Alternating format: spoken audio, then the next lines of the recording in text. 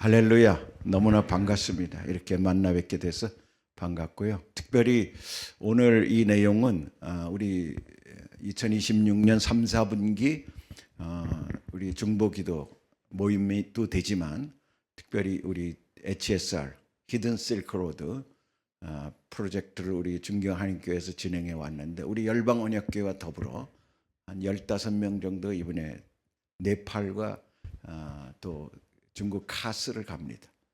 그 훈련도 겸한 거기 때문에 뜻깊은 자리라고 생각합니다. 여러 모양으로 저와 또 우리 동역자들과 연관이 되었던 분들이 이곳에 와서 지금 하나님 말씀을 함께 듣는다는 게 얼마나 감격적인지 모릅니다. 네. 오늘 저는 사도행전을 통해 본 성령의 인도와 전략적 선교라는 이제 그런 제목으로 좀 강의식입니다. 왜냐하면 HSR 강의가 있기 때문에 그런 마음으로 이 내용을 준비했습니다. 우리가 잘 알죠. 사도행전은 사실은 성령행전이라고 말하지 않습니까? 그 사도행전 속에는 성령의 역사가 가장 극명하게 드러나 있고 그것이 교회 개척과 선교를 어떻게 이루어가고 있는가를 보여주는 선교학의 교과서라고 말할 수가 있습니다. 그래서 모든 선교학의 기초는 이 사실은 물론 구약에서도 그런 게 포함되지만 이 사도행전을 잘 연구하면 나오죠. 우리 선교사님들에게는 아주 가장 중요한 그런 내용이라고 생각되고 그 다음에 또 앞으로 내가 어떻게 해야 될까를 몰라 할 때에 사도행전을 보면 답이 있습니다. 그래서 특별히 사도행전에서 이야기하고 있는 성령의 인도. 그럼 성령의 인도는 하나님이 인도하시는 거예요. 그런데 사람은 가만히 있어야 되느냐? 하나님의 인도와 성령의 인도와 우리가 전략이라든가 이런 사람들이 행해야 될 일들을 우리가 좀 헷갈릴 수가 있죠. 어떤 사람은 너무 전략에 뛰어납니다. 인간적인 방법에 전략에 뛰어난 거예요. 그러다 보면 성령의 역사를 좀 무시할 수가 있고 어떤 사람도 너무 성령에만 의지하다 보니까 인간적인 어떤 노력이나 그런 부분들을 하지 않습니다. 그럼 이것이 어느 것이 맞는가? 막 성령 충만할 때는 하나님만이 하시는 거야, 성령님만이 하시는 거야 하고 자기는 아무것도 안 하고 있으면 안 된다는 말이에요. 이런 부분들을 사도행전은 어떻게 하고 있는가 좀 보도록 하려 합니다. 우리 모두에게 특별히 오늘 이 자리에 오신 우리 성도님들 또 선교사님들 저에게도 하나님의 다루심이 있기를 예수 이름으로 축원합니다. 네. 성령은 첫 번째로 비전을 주십니다. 먼저 비전을 주시는 분이라는 거예요. 사도행전 1장 8절 우리가 방금 읽은 말씀인데 오직 성령이 너에게 임하시면 너희가 권능을 받고 예루살렘과 온 유대와 사마리아 땅 끝까지 이르러 내 증인이 되리라 하시니라. 이건 하나님의 계획이에요. 성령님이 성도 이 예루살렘 그 마가의 다락방에 모인 120명에게 임하여서 성령을 부어줄 텐데 그 성령이 하시는 일이 이렇다는 거예요. 이거는 하나님이 미리 정하신 거예요. 그러니까 이걸 모르고 우리가 이 범위를 벗어날 수가 없는 거죠. 이 중에 일부분만 우리가 하면서 성령님이 우리가 순종한다 할 수가 없는 거죠. 그래서 이 구절이 사도행전 전체의 가장 중요한 구절이라고 아시잖아요. 성령 강림이 나옵니다. 사도행전에는. 그리고 어떻게 권능이 임했는가, 어떤 권능이 임했는가가 나옵니다. 그리고 예루살렘의 복음이 들어가고 유대 땅의 복음이 들어가고 또 사마리아 지역까지 어떻게 보면은 원수 같았던 그런 지역까지 복음이 들어가고 또 전혀 이 유대인들하고는 교통하지도 않았던 그런 이방인들에게까지 복음이 들어가는 이것이 성령이 강림하면 일어난다는 겁니다. 아멘. 그러니까 우리 여기서 생각할 것은 이것은 오직 성령이 너에게 임하면은 한 200년 동안은 예루살렘에만 복음을 전하고 그 다음 한 200년 동안에는 유대의 복음을 전하고 마지막 때는 땅끝의 복음을 전하라 이런 말입니까? 그렇지 않아요. 이 말씀 속에는 이 복음을 받는 자, 성령의 충만함을 받는 누구나 다 예루살렘, 온 유대, 사마리아 땅끝까지 나가야 된다라는 약속이 들어있는 것입니다. 근데 우리는 이걸 망각했죠. 오늘은 한국을, 내일은 세계로. 한세대학교도 그래요. 타이틀이. 그건 맞지. 오늘은 우리 민족을, 내일은 세계 민족을. 이것이 어떻게 보면 순서적으로는 맞지만은 그것이 우리가 놓치기 쉬운 것은 세계 선교는 나중의 일이다. 우리 후대의 일이다라고 생각할 수가 있단 말이에요. 그것이 아니라는 거예요. 깨어있는 목사님들은 다 지금 예수님이 오신다라고 말합니다. 그것은 1세기 때도 그랬고 2세기 때도 그랬고 지금도 그래요. 그러니까 뻥 아니야? 아니 예수님 옛날부터 오신다 그러는데 안 오셨잖아. 아니에요. 그게 맞는 말이에요. 왜냐하면 여러분 죽잖아요. 언젠가는. 사람은 죽는 것은 정하신 이치입니다. 언젠가 죽고 난 다음에는 우리는 할 수가 있는 일이 없어요. 복음을 위해서 믿을 수도 없고 회개할 수도 없고 복음을 위해 일할 수도 없어요. 그래서 죽는 순간 우리의 모든 일들은 스톱이 됩니다. 영은 하나님 품에 안겼지만 우리의 모든 육신적인 노력은 스톱이 되는 것입니다. 회개도 못하고 주를 위해서 일하지도 못합니다. 그렇기 때문에 우리가 죽으면 바로 종말과 연결이 되는 것입니다. 그렇기 때문에 우리는 살아있는 동안에 하나님의 약속들을 우리가 얼마나 잘 감당하느냐 하는 것은 우리에게 숙제라는 거예요. 할렐루야. 성령이 오시면 당연히 그런 설교를 해야 되고 매번 설교가 초점을 거기에 맞춰야 되는 것입니다. 우리 중에는 사실은 얼마나 오래 더 살지 모를 수도 있어요. 무슨 일이 일어날지 어떻게 합니까? 교통사고가 날 수도 있는 것이고 무슨 진짜 코로나 같은 병이 올지도 모르는 것이지 않습니까? 우리의 죽음은 진짜 뭐 앞서거니 뒤서거니 누가 먼저 갈 수 있는 것이 아니잖아요. 죽고 나면 여러분 거기서 끝입니다. 예수 안 믿은 사람은 지옥 가는 거고 예수 믿은 사람은 천국 가는 거고 그 다음에 하나님 나라를 위해서 하나님을 위해서 산 사람들은 그 상급을 영원토록 누리는 것이에요. 이 어마어마한 중요한 사실을 강조하지 않는다는 것은 이거는 깨어있지 않다는 것에 성령 충만하지 않다는 말이에요. 그래서 모든 예배는 정말 지향적이어야 되고 모든 예배는 선교 지향적이 되고 모든 예배는 성령 충만해야 될 줄로 믿습니다. 그렇지 않은 것은 타협인 것입니다. 그래서 성도들을 무력하게 만드는 것이 된다는 거예요. 여기서 분명히 기준을 주셨잖아요.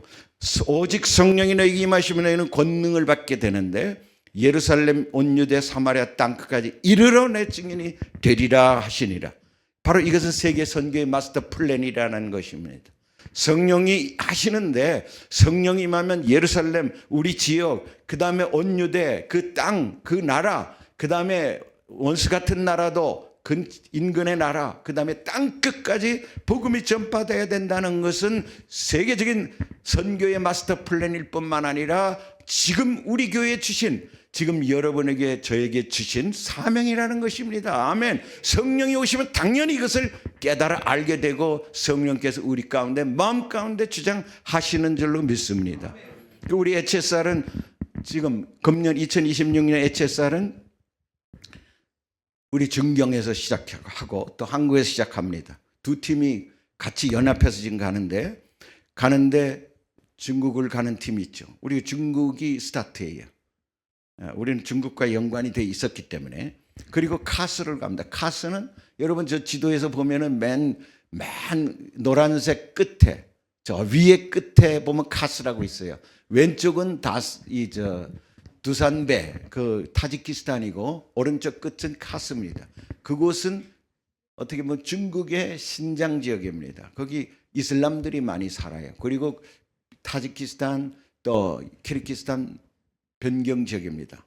이 타지키스탄 지역에 이슬람들이 많이 있는데 지금 우리 팀들이 거기를 갑니다. 거기를 한 10분 정도 가고 여기 다 지금 그중에 6분이 지금 여기 와 있습니다.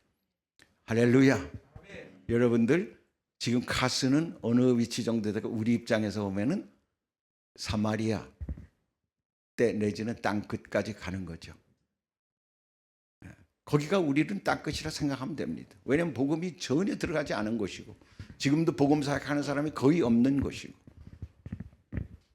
아주 광활한 사막 같은 지역이지만 복음이 필요한 지역입니다. 그 언약 열방교회가 금년에 세웠잖아요. 3월 말에. 그래도 여기서 6명이 지금 단기 선교를 가는 것입니다. 우리 중경에서 또 10명 정도 가는 것입니다. 이렇게 해서 단기팀이 이루어지고 있는데 우리가 2005년부터 이 일을 계속했습니다. 20년 동안 매년 뭐 10명에서 30명, 어떤 때는 60명까지 히말라야 땅끝까지 지금을 초점 맞춰서 가지만 그렇게 가고 있지요. 이것은 주님의 명령에 순종하려는 일인 줄로 믿습니다. THN은 우리가 THN 사역을 하다 보니까 UPG라는 이 미전도 종족, Unreached People Group이라는 UPG 종족을 알게 됐습니다. 그 다음에 좀 더 나가니까 Unengaged, 미접촉 미전도 종족이라는 UUPG 종족을 알게 됐습니다. 그리고 우리가 히말라야 사역을 통해서 깨달은 것은 미전도 방언 종족, Unreached Linguistic People 그룹이 있다는 걸 알게 됐고, 이것이 주님이 복음 전하라는 마지막 대상이라는 걸 알게 된 것입니다. 아멘. 그래서 지금 저희들이 이 일에 집중하고 있고, 세계적인 선교 신학자인 루이스 부시는 이 사역을 This is a new mission, 새로운 미션 윈도우, New Window of Mission이라고 일컬었습니다. 선교의 새로운 창이라고 명명을 해 주셨어요. 예, 두 번째는 성령은 전략적인 교회를 세우십니다. 그런 이제 하나님의 뜻을, 하나님은 성령은 누구보다 잘 아시잖아요. 전지하신 분이니까. 그러면 하나님이 세우시는 것은 교회를 세우는 것입니다. 교회뿐만 아니라 이제 선교회도 마찬가지지만 하나님은 전략적인 교회를 세워서 이 일을 감당하게 하는 것입니다. 그래서 교회가 중요한 것입니다. 하나님은 너희는 가서 모든 민족으로 제자를 삼아 아버지와 아들과 성령으로, 성령 이름으로 세례를 주고 내가 분반 모든 걸 가르쳐 지키게 하라. 복음을 전하고 세례를 주고 가르쳐 지키게 할 수 있는 곳이 교회예요. 그래서 하나님은 교회를 세우고 이 교회를 깨워서 교회가 이런 일들을 잘 감당할 수 있는 교회로 만들기를 원하시는 것입니다. 이게 하나님의 전략입니다. 선교 전략이죠. 안디옥 교회를 세운 것입니다. 예루살렘 교회는 그 역할을 잘 감당하지 못했습니다. 그래서 예루살렘 교회는 성령 충만한 교회였고 소문난 교회였고 사도 교회의 대표지만은 결국은 스데반 사건을 통해서 예루살렘 교회는 산산조각이 났습니다. 사도들 일부만 남아있는 그런 곳이 되었습니다. 그리고 모든 교회들은 흩어져서 이방 땅에 세워진 교회들을 통해서 하나님 일을 감당해왔던 것입니다. 안디옥 교회가 성경에서 최고의 모델인 교회예요. 예루살렘 교회가 아닌 것입니다. 그 이유는 예루살렘 교회는 선교에 눈을 뜨지 못했고 안디옥 교회는 선교를 했기 때문에 그런 것입니다. 이것이 하나님의 전략인 것입니다. 우리 열방 언약이라는 이름 자체가 뭡니까? 열방을 품고 열방에 대한 약속을 품고 나가는 교회. 작죠. 몇 명 모이진 않지만은 60%가 한 10명 정도 모이는데 60% 애들 빼고 노인네 빼고는 다 가요.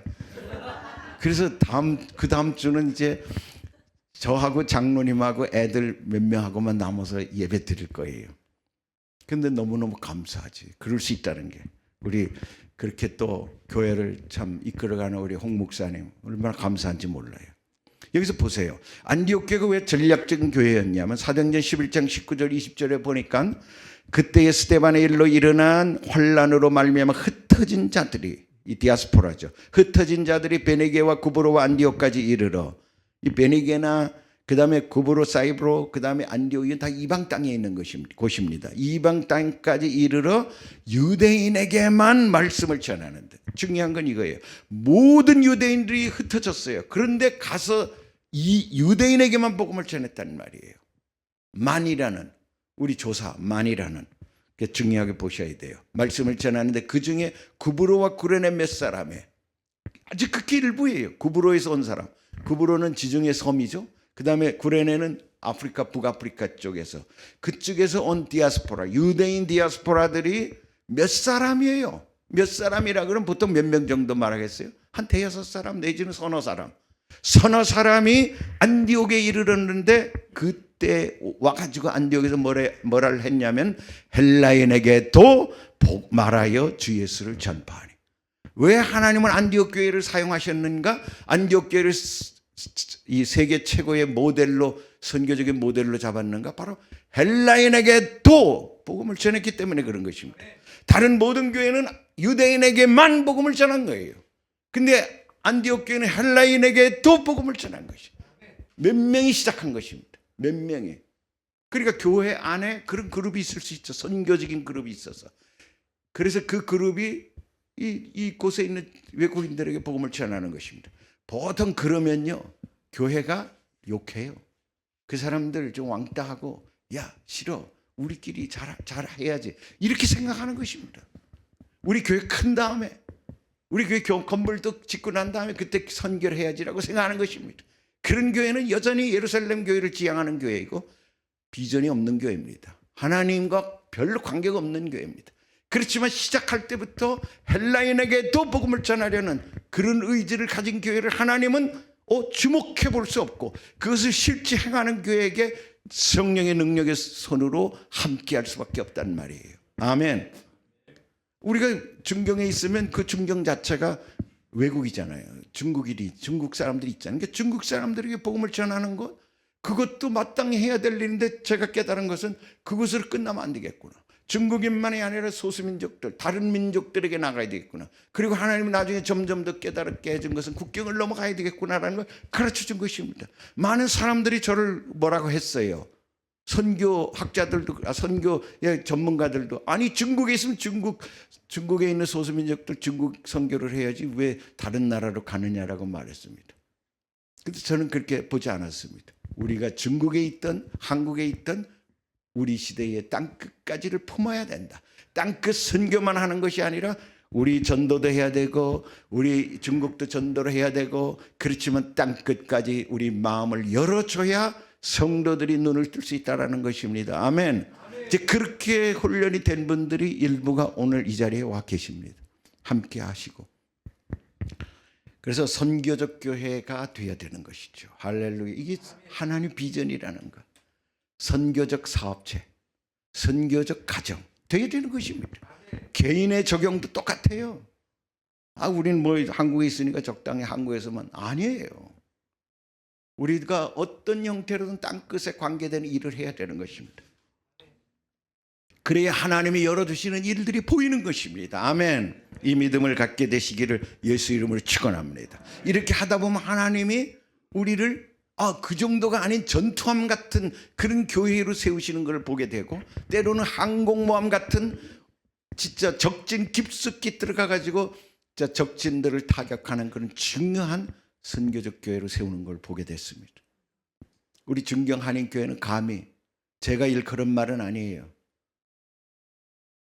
다른 분을 통해 가지고 항공모함 교회라는 그런 호칭을 받았었습니다. 처음엔 그게 무슨 뜻인지 몰랐어요. 근데 그것을 또 이제 연구를 해보고 그것을 이제 기도하니까, 야, 항공모함 교회 너무 멋진 말이더라고. 장강을 걸쳐서 중경 깊숙이 배가 들어와 있습니다. 뭐 이동성이 있잖아요. 그리고 거기에 전체를 적진을 타격할 수 있는 중장비를 갖고 거기서 사역할 수 있다는 것. 작은 동체지만 그 동체를 통해서 위대한 하나님 일을 만들 수 있는 교회. 지금 한국에 그런 교회들이 많이 생기길 바랍니다. 그런 교회들이 깨어나기를 축원합니다. 우리 열방언약교회 중경한인교회가 그 부르심의 소명을 넉넉히 감당할 수 있기를 축원합니다.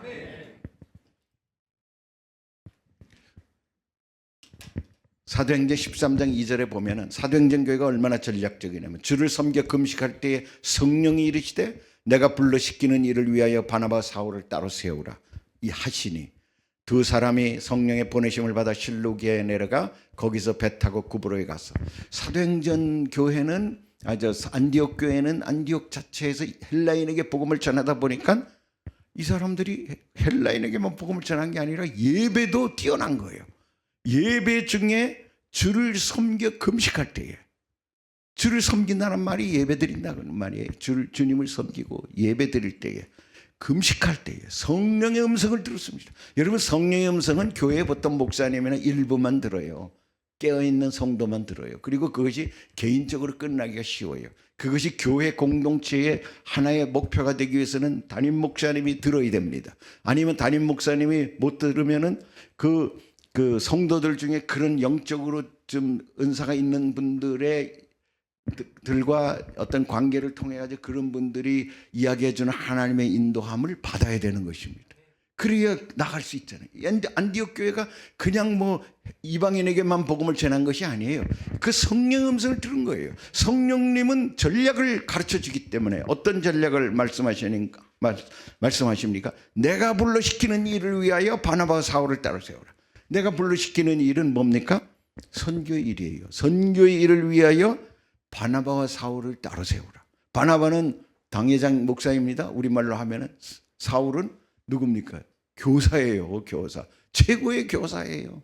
그 안디옥 교회의 담임 목사님과 성경 교사 중에 최고 교사를 뽑아서 따로 세우라는 것은 구별하라 이 말이에요. 뽑아서 선교사로 보내라. 이게 쉬운 일이 아니잖아요.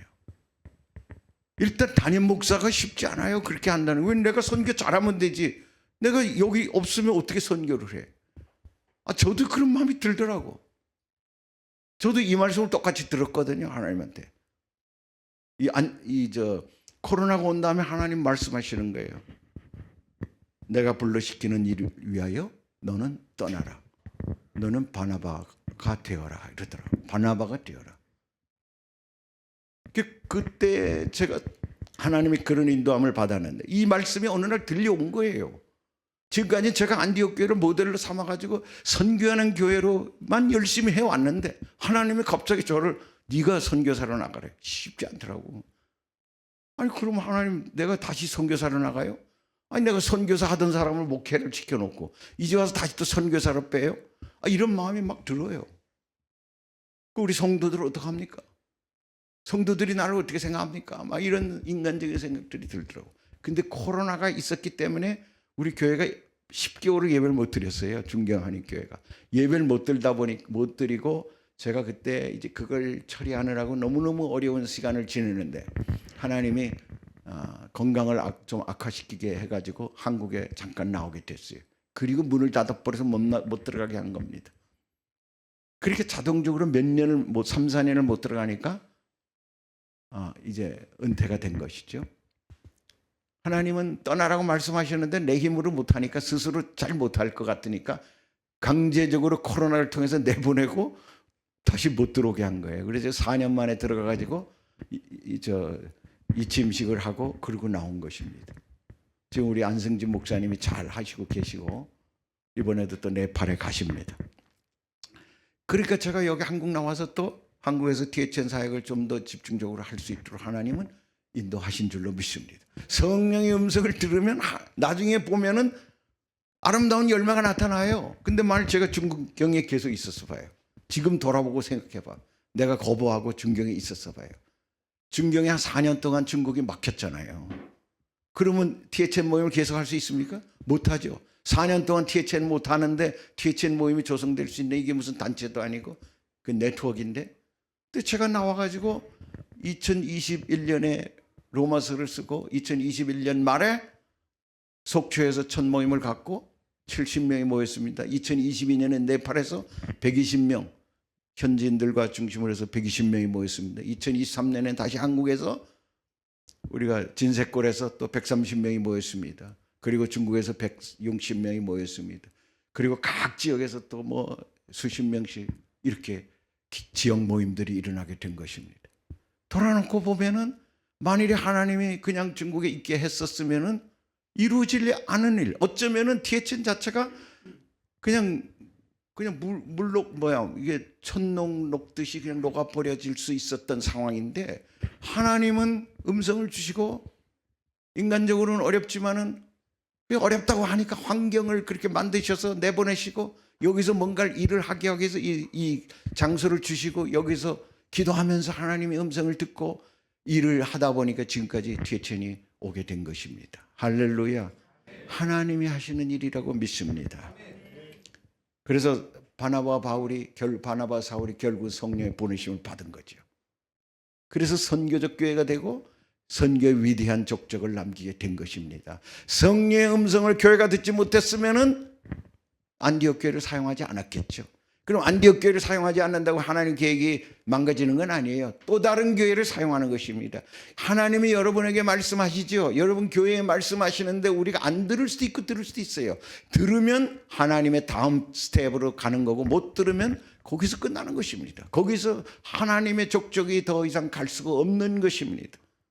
예루살렘 교회로 멈추는 거예요. 성도도 마찬가지라는 거야. 그러니까 여러분 개인적으로 여러분이 THN 기도를 위해서 오셨지만 여러분 개인도 하나님의 음성에 늘 민감해야 되고 하나님의 음성이 때로는 우리가 이해할 수 없는 일을 이끌어갈 때도 기도하면서 돌다리라도 진짜 이렇게 두드리면서 걷는 마음이라도 그런 마음으로 걸어갈 때 하나님의 역사를 보게 되는 것입니다. 그런 사람을 하나님은 사용하게 되는 것입니다. 이 성령의 보내심을 받는 저와 여러분이 될 수 있기를 예수 이름으로 축원을 드립니다.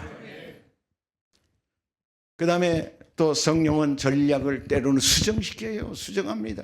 하나님이 한번 말씀하신다 그래서 끝까지 가는 게 아니에요. 너는 중국 선교사로 부름받았으니 중국에서 죽을 때까지 일하라. 우린 그렇게 생각했잖아요. 그렇지 않아요. 하나님은 때로는 하나님이 일해놓고 바꿀 수 있다 이 말이에요. 하나님이 왜 그걸 못하십니까? 하나님이 지금까지 훈련시키느라고 우리를 이렇게 사용하셨다면 그 다음에 또 다른 차원의 일을 우리에게 맡길 수 있다는 것에 열려져야 될 줄로 믿습니다. 우리가 잘 아는 사도행전 16장이죠. 성령이 아시아에서 말씀을 전하지 못하게 하시거늘 그들이 부르기아와 갈라디아 땅으로 다녀가 이제 2차 선교 여행 중에 바울 일행이 아시아의 복음을 전하려는 마음이 있었습니다. 아시아라는 것은 예루살렘 입장에서는 한참 먼데 지금 터키 지역입니다. 터키 지역. 그 터키 지역에 가서 복음을 전하려고 한 게 잘못된 거 아니잖아요. 하나님 뜻에 얼마나 합당한 일입니까? 그런데 불구하고 성령이 아시아에서 말씀을 전하지 못하게 하시거늘 성령이 말씀을 전하지 못하게 하는 거예요. 그래서 부르기아와 갈라디아 땅으로 갔습니다. 무시아 앞에 이르러 비두니아로 가고자 했을 때 애썼어요. 노력했어요. 그런데 예수의 영이 허락하지 아니하는지라. 예수의 영이 성령이 허락하지 않는 거예요. 16장 8절에 무시아를 지나 드로아에 내려갔는데 밤에 환상이 바울에게 보이니 이 환상도 성령께서 주시는 거죠. 환상이 바울에게 보이니 마게도냐 사람 하나가 서서 그에게 청하여 이르되 마게도냐로 건너와서 우리를 도우라. 마게도냐는 아시아가 아니라 유럽이거든. 유럽이에요. 대륙을 넘어가는 거예요. 물론 거리상은 멀지 않지만 터키에 붙어있는 터키가 유럽과 아시아를 겸하고 있는 곳이니까 바로 빌립보 마게도냐 지역으로 건너오라. 근데 사도 바울이 어떻게 생각했어요? 사도 바울이 성령 충만한 사람이 아니었다면 지금 아시아에도 복음이 안 들어갔는데 어떻게 갑니까? 라고 말하지 않겠어요? 그런데 16장 10절에 바울이 그 환상을 보았을 때 우리가 곧 마게도냐로 떠나기를 힘쓰니 이는 하나님이 저 사람들에게 복음을 전하라고 우리를 부르신 줄로 인정함이러라. 하나님 말씀하셨어도 받는 사람이 영이 열려서 받아야만 일이 되는 거예요. 하나님은 지금 여러분 우리 모두에게 말씀하고 계세요. 지금 때로는 막고 있는 것 같이 느껴져요. 근데 우리는 그 인간적으로 지금 하나님 날 그렇게 쓰셨잖아요. 과거만 생각하고 과거에 들은 음성만 생각하고 막 거기를 그냥 무작정 가면은 일이 되겠어 안 되겠어요? 안 되죠. 전략을 하나님은 수정하시는 것입니다. 그래서 소프트한 사람이 되어야 되는 게 성령의 사람은 소프트한 것입니다. 막 강팍하지 않아요. 고집 막 부리지 않아요. 우리가 생각할 때 성령이 임하시면 성령은 능력을 주시니까 막 다이너마이트 같이 폭발력만 있는 것 같잖아요. 그렇지 않아요. 성령님은 그렇다고 유한 사람이 그걸 잘하는 것도 아니야. 성격이 유한 거지 하나님의 음성을 못 들으면 그냥 자기 스타일로 바보는 그냥 바보로 사는 거예요. 유한 사람 유한 대로 사는 거야. 이리 휩쓸리고 저리 휩쓸리고. 그것을 원하는 게 아니라 때로는 하나님이 시키신 일에 강건함으로 아주 담대함으로 나가기도 하고 때로는 하나님이 시키신 일에 우리가 수정해서 우리의 전략을 수정해서 담대하게 또 그 일을 할 수 있어야 돼요. 여러분 수정한다는 게 쉽지 않죠. 지금까지 권위가 있는데 내가 지금까지 주장한 것이 있는데 그것이 하루아침에 방향을 바꾸면 성도들이나 또 가족이나 어떻게 생각하겠어요? 그거 쉽지 않더라고. 보니까 주의 종 부르시고 난 다음에 제가 얼마나 고민이 됐으면 7개월 동안 새벽 기도를 했어요. 하나님이 몇 번을 계속 확인을 해줘서 확인을 해주고 나니까 이제 제가 회사에 가가지고 얘기하고 그리고 이제 집에 아내에게도 얘기를 했어요. 우리 아내 처음 들었어요. 제가 무지한 사람이지 미리 얘기를 했어서 충격을 서서히 줬어야 되는데 갑자기 회사 딱 내려놓고 이제 그만둔다 하니까 우리 아내가 얼마나 충격을 받았겠어요. 그러니까 이 방향을 바꾸는 거 쉽지 않아요. 하나님으로부터 다루심 받는 게 쉽지 않아요. 그래서 저는 하나님께 하나님 말씀에 순종해서 제가 결정한 일이 이렇게 반대가 심하고 이렇게 문제가 생기는 게 어떡합니까? 막 이런 지경까지 갔었어요. 근데 하나님이 또 돌보셔서 우리를 만들어 주셨습니다. 지금도 하나님은 우리의 전략을 수정시키세요. 근데 이 지금 30몇 년이 지난 지금도 와서 그렇게 강력하게 하면은 그건 내가 문제예요. 어떻게 해야 합니까? 소프트하게 인격적인 면에서 인정하고 서로 용납하면서 대화하면서 또 그런 부분들을 처리해야 되겠지요. 아멘. 예.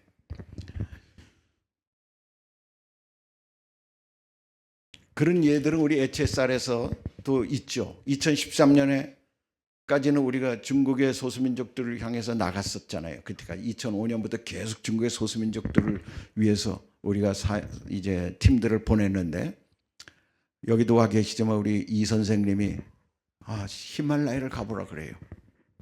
아니 히말라야는 왜 지금 중국도 안 끝났는데 히말라야를 가냐고 제가 그랬어요. 근데 그 다음에 또 만났는데 또 히말라야 안에 짱족들이 많이 있어. 티베트 사람들이 많이 있어. 그 얘기에 제가 딱 옛날 95년도에 네팔에 있을 때 그곳에서 짱족들을 만나고 라사 소식을 듣고 티베트 족속들의 얘기 들었던 것이 생각이 났어요. 그래서 단기팀을 만들어서 2013년에 처음으로 5명이 인도와 네팔을 가게 된 것입니다. 전략을 수정했죠. 근데 그때까지도 마음속으로는 뭐 별일이 있겠어? 이랬는데 하나님이 그곳에 엄청나게 환영해 주셨어요. 그곳에서. 그래서 이곳을 가라는 하나님의 사인인가 보다 하고 우리가 시작한 것이 바로 히든 실크로드가 히말라야 사역을 품게 된 것입니다. 거기서 조 원장님 만나고 우리 과거브람 선교사님 만나고 또 GRN 사역자들을 만나면서 우리가 이 THN 사역을 시작하게 된 것입니다. 그게 2014년에 THN 사역이 처음 시작하게 된 것입니다.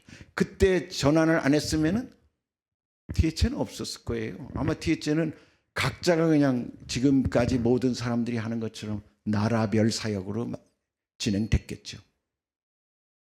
그 히말라야를 넘어가라는 동료 선교사의 인도와 하나님의 컨펌과 또 우리가 눈으로 확인하려는 어떤 그런 의지, 이런 것들이 믹스가 돼가지고 결국은 하나님이 THN을 만들어간 줄로 믿습니다. 하나님이 지금도 우리 네팔에서 또 다른 지역으로 들어가게 하시고 네팔에서 현지인들과 연합하게 하시고 이런 모든 것들이 다 하나님의 성령의 인도하심이 있을 텐데, 그 성령의 인도하심이 얼마나 민감해야 하나님의 다루심을 잘 받고 주님 원하시는 일들을 감당할 수 있을지를 생각해 보십시오. 그것이 꼭 뭐 선교지만이 아니라 우리 개인적인 영역에서도 하나님께 민감한 저와 여러분이 되시기를 바랍니다. THN에서 우리가 2023년 말에 운영연 모임에서 우리가 앞으로는 현진 중심 모임으로 가야 되겠습니다. 그래서 우리가 목표로 정한 게 80대 20.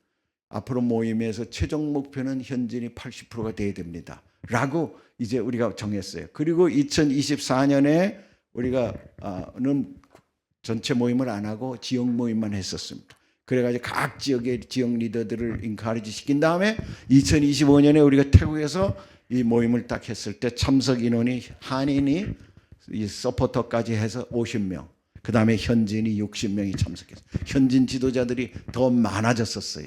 할렐루야. 10개국이 모였었습니다.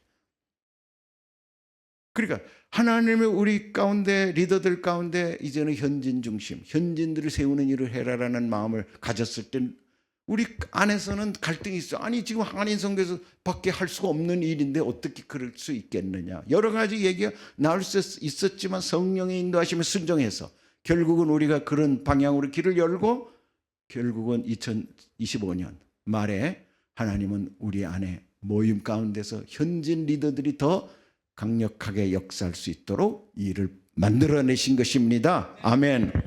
이런 것들이 사람이 한 일이 아니죠. 하나님이 땅끝까지 복음을 전파하리라는 약속 가운데, 비전 가운데 이루어진 줄로 믿습니다. 성령은 네트워크를 사용하십니다. 안디옥 교회를 다시 보시면 사도행전 13장 1절에 안디옥 교회의 선지자들과 교사들이 있으니 바나바와 니게르라 하는 시몬과 구레네 사람 루기오와 분봉왕 헤롯의 젖동생 마나엔과 및 사울이라. 5명인데 5명이 바나바는 예루살렘에서 파송한 지금으로 말하면 목사예요. 또 니게르라는 말은 이 흑인이란 말이에요. 흑인 시므온, 북아프리카 사람이에요. 구레네도 시린이라는 북아프리카 지역이에요. 그 구레네 사람 루기오, 북아프리카에서 온 사람들. 그 다음에 분봉왕 헤롯의 젖동생, 헤롯 왕 있잖아요, 대왕. 헤롯 왕의 젖동생, 유모가 같았던 사람이 마나엔입니다. 그리고 사울은 이방 유대인, 그러니까 헬라파 유대인이죠. 다소 땅에서 태어났던 그 유대인 이방 땅에 태어난 유대인이었던 사울. 이렇게 성격이 완전 다른 사람들이 지도자였어요. 그러니까 안디옥 교회가 그렇게 쓰임 받을 수 있었던 것은 다양한 계층 사람들을 잘 수용해서 하나가 되게 했다. 그러니까 아마 그 역할을 바나바가 잘했을 것 같아요. 바나바는 온유한 사람이었거든. 그래서 바나바가 그런 일을 잘했던 것 같아요.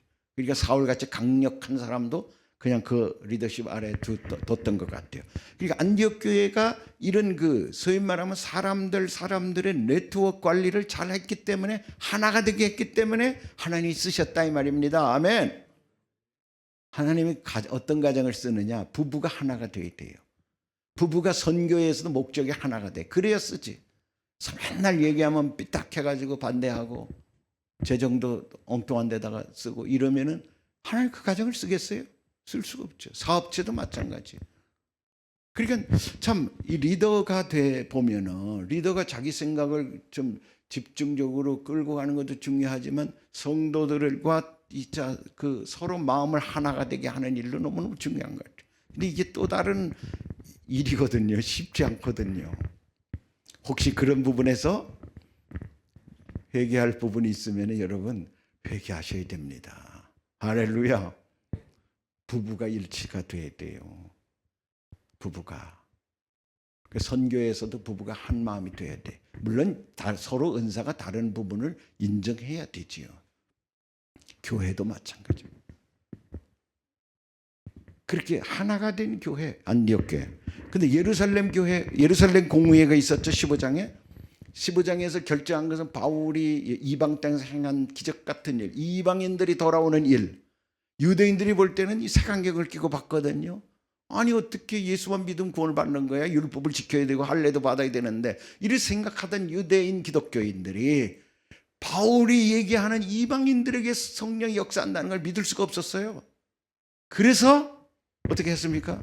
회의를 한 거야. 막 엄청난 토론이 일어났는데 결론은 이렇게 내죠. 15장 28절에 성령과 우리는 아무 짐도 너에게 지우지 아니하는 것이 옳은 줄 알았노니 하고, 기독교에서 할례나 율법을 지켜야 된다라는 것을 배제한 것입니다.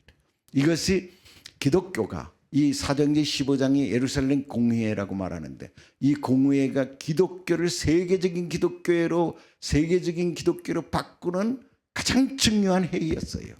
회의도 해야 돼. 이렇게 중요해. 여기서 일치가결한 거야. 지도자들과 중간 리더들과 모든 참수자들이 일치가결했습니다. 그러나 할례 받는 또 유대인들에게는 그런 부분이 또 상처 주면 안 되니까 우상 숭배하지 말고, 음란한 일 하지 말고, 또 이런 몇 가지 또 그것을 권면 사항으로 공고한 것입니다.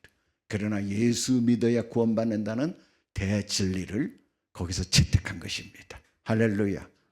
근데 중요한 거는 연합을 하되 누구와 먼저 연합을 해야 돼? 성령과 우리는, 이렇게 돼야 되는 것입니다. 인간들끼리 연합을 잘해. 근데 성령은 무시하고 있으면 연합이 아니에요, 그거는. 그래서 주 안에서 너와 나가 돼야 되는 것입니다. 아멘. 할렐루야. 할렐루야. 부부도 주 안에서 주님이 시키시면 그냥 아멘 해야 돼. 내 생각 내려놓고. 그렇게 되기를 예수 이름으로 축원을 드립니다. 바울의 선교 네트워크를 한번 보세요. 사도행전 20장에 보니까 아시아까지 함께 가는 자는 베레아 사람 브로의 아들 소바도와 데살로니가 사람 아리스다고와 세군도와 더베 사람 가이오와 및 디모데와 아시아 사람 두기고와 드로비모라. 여기 베레아, 데살로니가, 더베, 아시아 다양한 지역 사람들이 그 민족도 다르고 또 뭐 그런 그 헬라인들도 있고 또 유대인들도 있고 이런 사람들이 하나가 되어서 선교 네트워크를 만들었다는 것입니다. 우리도 그렇게 돼야 되는 것이죠. 할렐루야. 아멘. TH는 바로 그걸 보여주는 것이고 그렇게 지향해 왔던 것입니다. 성령께서 원한 것은 다민족이 하나가 되어서 한 공동체를 만들고 그 공동체가 어떤 화평한 관계가 되어서 주님의 일만 감당하는 공동체가 되기를 원하십니다. 아멘. 개인이 앞서면 그렇게 될 수 없어요. 그래서 나는 죽고 그리스도만 사는 그런 그리스도가 주신 비전만 가지고 나갈 때 그렇게 될 줄로 믿습니다. 또 하나님은 성경에 보니까 성령은 현지를 일으키십니다. 사도행전 19장 9절 10절에 보니 어떤 사람들은 마음이 굳어 순종하지 않고 무리 앞에서 이 도를 비방하거늘 바울이 그들을 떠나 제자들을 따로 세우고 두란노 소원에서 날마다 강론하니라. 2해 동안 이같이 하니 아시아에 사는 자는 유대인이나 헬라인이나 다 주의 말씀을 듣더라. 아멘. 사도 바울이 에베소 교회 이야기인데 에베소 지역에 가서 공중 그 유대 해당에 가가지고 복음을 전했는데 그 사람들이 처음에는 좋아하더니 나중에는 비난하는 거예요. 왜냐 할례를 안 지켜도 된다, 율법을 안 따라도 된다, 예수만 믿으면 된다 하니까는 막 돌을 던지고 바울을 밀어낸 거예요. 그러니까 바울이 어떻게 했습니까? 거기서 떠난 것이 아니라 바울이 전략을 바꿨어. 이게 3차 선교 여행이거든요. 전략을 바꿔가지고 어떻게 했냐면은 제자들을 따로 세우고 두란노 소원, 두란노라는 사람이 하던 학원이 있어. 학원에서 날마다 강론하니라. 2년 동안을 이같이 했어요. 그랬더니 그 결과가 아시아에 사는 자는 유대인이나 헬라인이나 다 주의 말씀을 듣더라. 제가 계산해 봤어요. 그 두란노 소원, 주석에 보니까 두란노 소원에서 이 보통 11시부터 오후 4시까지는 점심시간 내지 낮잠 시간으로 보통 그 당시에 했다는 거예요. 그래서 한 5시간 정도는 집에 가서 밥도 먹고 밥을 해가지고 먹어야 되는 시간이 많이 걸릴 거 아니겠어요. 그리고 낮잠도 자고 일도 좀 보다가 다시 선선해지면 와서 공부하는 거야. 이 유럽은 지금도 에어컨이 없어요. 그래서 진짜 지금 폭염이 막 와가지고 유럽이 죽으려고 그러는 거예요. 제가 재작년인가 체코에 갔는데 호텔에 에어컨이 없는 거야. 근데 날씨가 더워지니까 에어컨이 없어가지고 문을 열어놓고 뭐 선풍기를 얻어가지고 얼마나 덥게 지낸지 몰라요. 지금까지 안 그랬대요. 지금까지는 에어컨 없어도 살았다는데 지금 기온이 올라가니까 지금 전 유럽이 지금 몸살이 그래가지고 에어컨을 틀지도 못하게 한다잖아요. 전기를 너무 갑자기 쓰니까. 그래 보세요. 그러니까 2년을 했죠. 365 곱하기 2년이니까 하루에 5시간 날마다 강론했거든요. 토탈 3650시간이에요. 두란노 소원에서. 그러니까 여러분 우리가 주일 한번 가가지고 설교 한번 듣고 우리 신앙이 자라기를 바라면 되겠어 안 되겠어요? 있을 수 없는 얘기예요. 그거는 마귀가 다른 시간을 다 점령하고 있는데 세상이 다 점령하고 있는데 어떻게 우리가 신앙의 성장을 해요? 신앙이 떨어지지 않으면 다행이지.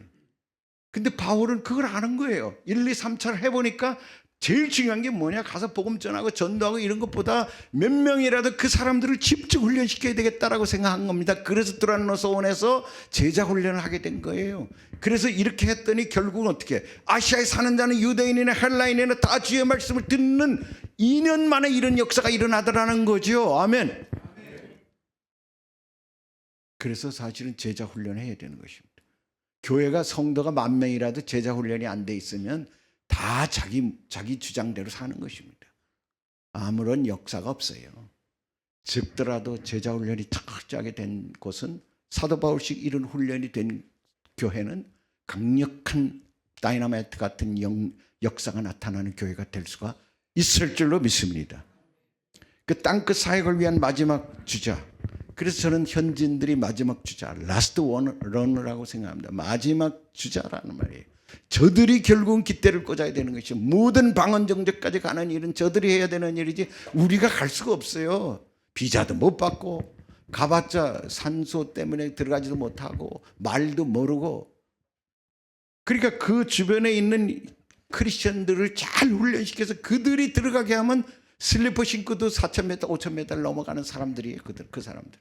그들이 비전이 없어서 못 가는 거지. 비전만 제대로 주고 그들이 할 수 있도록 이 성령의 역사가 나타나면 그들이 일을 하는 것입니다. 아멘. 지난번에 우리가 타플레징 갔을 때 타플레징에서 120명이 훈련을 마치고 그중에 5팀이 만들어져 가지고 자기들이 복음을 전한 것입니다. 그 자기들도 먼 데서 왔지만 자기들보다 며칠 더 걸어가야 되는데 그 족속들이 있다는 걸 알고 그곳에 들어가서 복음을 전하는 일에 팀이 돼가지고 일을 하는 걸 봤습니다. 그런 부르심이 우리 성소신학훈련원에서 하려고 하는 것입니다. 예. 그 다음에 6번째로는 성령은 언어 속으로 들어오신 것입니다. 이제 거의 다 끝나가요. 창세기 11장 1절에 온 땅에 언어가 하나요 말이 하나였더라 그랬습니다. 그런데 처음에는 언어가 하나였어요. 지금처럼 많지 않았어요. 그런데 하나였는데 바벨탑 사건에 인간이 교만해지고 하나가 같이 높은 탑을 쌓아가지고 우리 여기서 모여서 살자 그러면 우리가 이 멸망함을 당하지 않겠다 생각해서 바벨탑을 세웠습니다.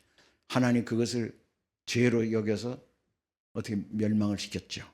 그래서 언어를 흐트른 것입니다. 그러니까 언어는 죄의 열매입니다. 그리고 그 결과적으로 언어가 다르니까 같은 사람들끼리 모여서 이리 가고 저리 가서 마을을 만들어서 한국까지 온 겁니다. 지금 한민족이 그래 만들어진 거예요. 왜 이 사람들이 이렇게 흐트러졌을까? 하나님의 세계에 어떤 그렇지 않으면 모여 살거든. 우리는 자꾸만 모여 사니까 뭐래요? 먹을 건 한정되어 있는데 사람들이 많으니까 싸우는 겁니다. 근데 쭉쭉 흐트러져 있으면 뭐 싸울 일이 없죠. 거기서 개척하면 되니까. 이게 하나님의 창조 명령을 순종하는 길이기도 해요. 그런데 사도행전 2장 1절에 오순절날이 이미 이뤘어요. 그때 사람들이 한 곳에 모였고 2장 4절에 그들이 다 성령의 충만을 받고 성령이 말하게 하시면 따라 다른 언어들로 말하기를 시작하니라. 여러분 첫 번째로 주님의 약속을 받고 기다렸던 제자들에게 성령의 능력이 임했는데 그 능력이 뭐로 임했습니까? 언어를 말하는 걸로 임했다는 거예요. 언어를. 이게 너무 놀랍죠? 아니 그 많고 많은 능력 중에 하필이면 방언, 다른 언어로 하는 방언 방언하는 거 내가 배우질 않았는데 이렇게 능력이 나타난 거예요. 우리 주님이 성령을 보내셔 첫 번째로 오셔서 공동체에 부어주셔서 공동체의 능력이 임했다 그러면 그 능력이 우리 주님이 가장 중시하는 능력 아니겠어요? 오직 성령이 너희에게 임하신 너희가 권능을 받고 그랬는데 이 권능 두나미스가 뭐로 나타났냐면 외국어를 말하는 다른 말을 말하는 방언을 하는 걸로 나타났다 이 말이에요. 방언을.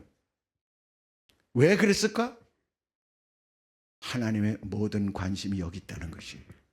방언을 함으로써 결국은 그 주위에 15개국에서 온 15개 국가에서 온 사람들이 자기들 말로 이 베드로가 이야기하는 걸 들을 수 있었어요. 그러면서 복음을 첫 번째로 듣게 된 것입니다. 그들이 듣고 우리는 어찌할꼬?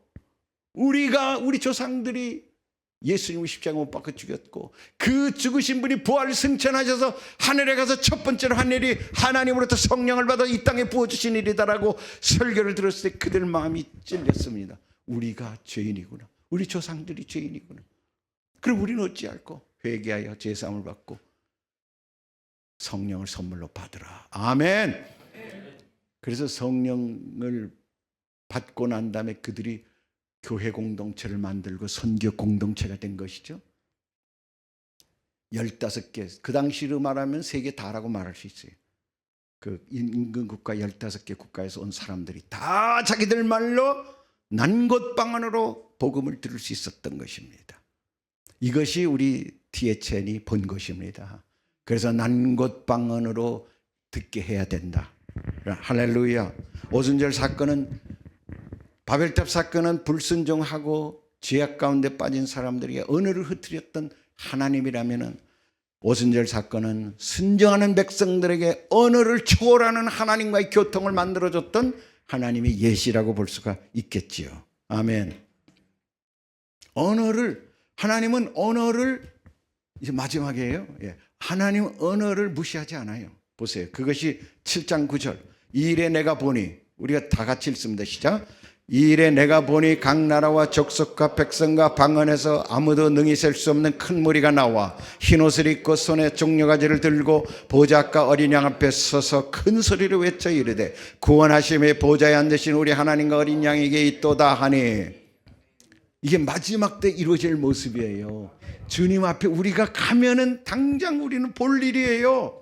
거기에 각 나라, 이 각이라는 말은 every, 모든 나라 사람들이 다 있다는 거야. 모두가 있다는 건 아니에요. 모든 나라에서 뽑힌 사람들이 있다는 거예요. 또 각 족속, 모든 족속에서 뽑힌 사람들이 다 있다는 거야. 모든 백성, 종족에서 뽑힌 사람들이 다 있다는 거야. 모든 방언에서, 랭귀지에서, 서로 다른 랭귀지에서 뽑힌 사람들이 다 있다는 거야. 이 무리가 큰 무리가 되어서 흰옷을 입고 손에 종려가지 흔들며 보좌 앞과 어린 양 앞에 서서 큰 소리로 외칩니다. 구원하심을 보좌하신 우리 하나님과 어린 양께 있도다. 이 마지막 때 환상을 우리에게 보여주는 것은 뭐 때문일까? 오순절 날에 이미 15개 사람들이 한 언어로 하나님과 교통할 수 있었죠. 샘플을 보여준 것입니다. 마지막 때에 하늘나라 가면은 우리는 하나님과 교통할 수 있다. 언어가 다르더라도 하나님이 다 모으신다. 한 종족도 빼놓지 않고 한 방언도 빼놓지 않고 하나님 다 모으신다는 것을 이 본문에서 우리에게 얘기해 주고 있는 것입니다. 아멘.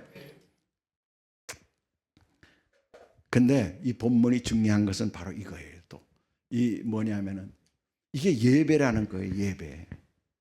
그러니까 우리는 복음을 전하는 것이 목표잖아요. 그게 아니라는 거예요.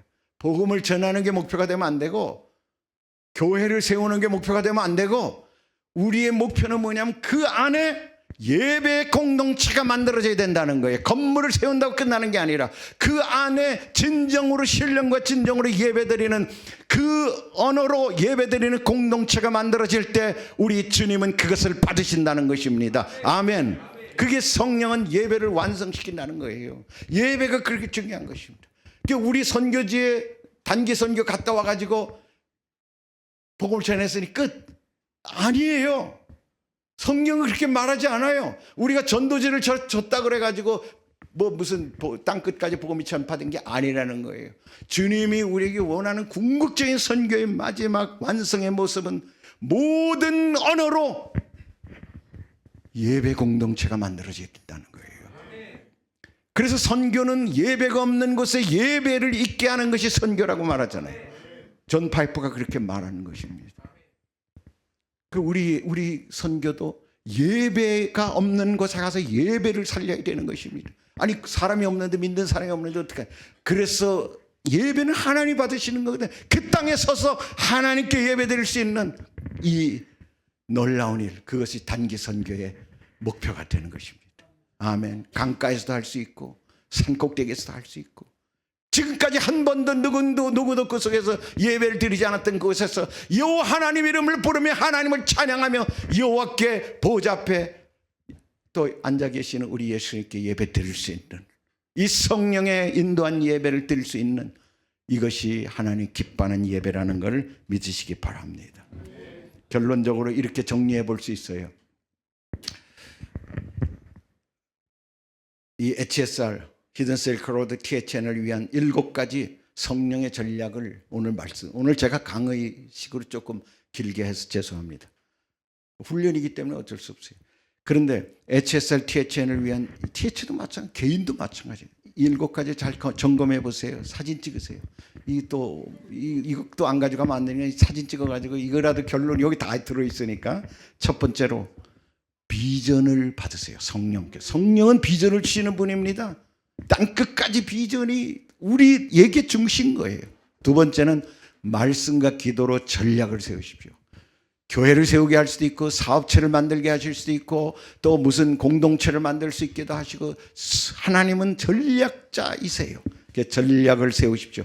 계획을 성령께서 수정하시도록 우리 마음을 열어두십시오. 교회와 교회를 연결하는 네트워크, 사람과 사람을 연결하는 사람과 사람을 연결하는 네트워크가 중요하다는 걸 아셔야 돼요. 내 혼자 할 수 없는 것입니다.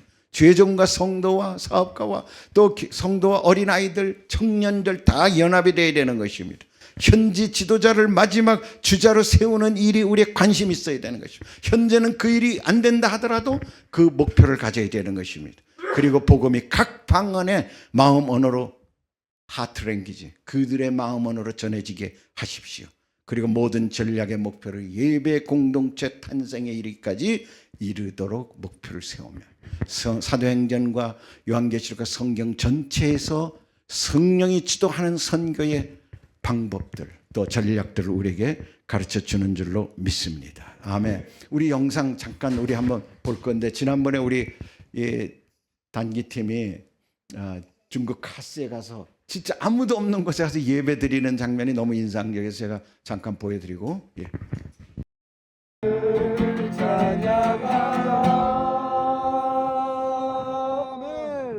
영광의 주님 오시리라. 할렐루야. 하나님 나라의 관점으로 살아가요. 왜 그럴까요? 더 좋은 걸 얻는 거야. 더 좋은 것을 아는 거야. 더 좋은 것을 붙잡은 사람들은요, 그것보다 덜한 것은 충분히 놔버릴 수 있어. 내가 내 손으로 더 좋은 것을 얻을 수 있으면은 내 손에 있는 이것저것 하찮은 것은 놔버릴 수 있는 거예요. 하나님이 정말 우리에게 원하시는 건 그런 삶이에요.